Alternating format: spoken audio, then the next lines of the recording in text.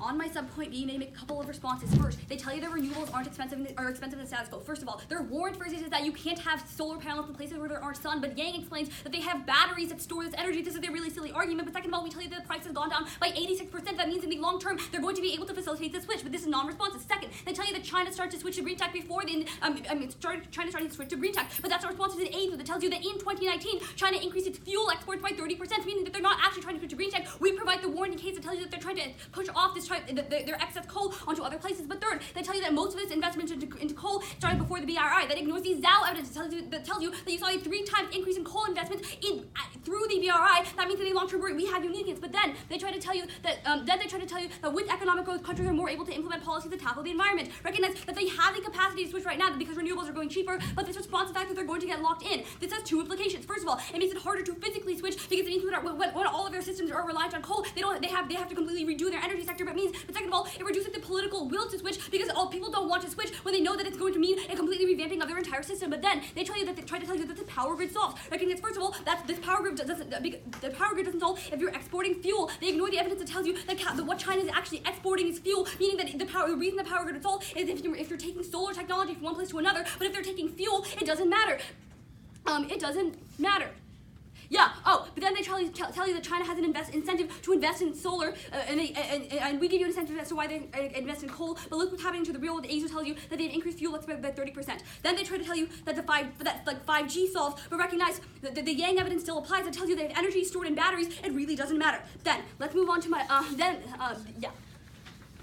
Okay, then let's move on to my opponent's case. 2 reasons why the projects won't work, they say they will. First, because of poor managing. Greer 18 to forward policy provides a warrant. The BRI projects are not centrally directed. Instead, lower state bodies and regional governments have been tasked with developing their own BRI projects. The officials in charge of these projects have no incentive to approve financially sound investments. By the time any given project materializes, they will have been transferred somewhere else. But second of all, because of poor intentions. Greer reports that the only projects that are successfully implemented are those that align with China's security interests. That's why he reports that 270 BRI projects have been shut down. Fugnell 18 of the CSIS provides an example, finding that none of the Indian Ocean ports funded through the BRI have had much financial success. They were instead prioritized for geopolitical unity. Thus, Qian 17 of the South China Morning Post explains that she's prioritizing military strength in order to bolster Chinese nationalism to scapegoat the economic problems they talk about. Look to Russia as a really good example. The Russian economy is completely failing, but Putin tries to expand hegemonically in order to make sure that he has a mandate within Russia. That's a really much better example because it's looking to an authoritarian regime. But overall, Greer concludes that BRI projects have not seen any return on investment and thus have not produced any growth in any of these nations. They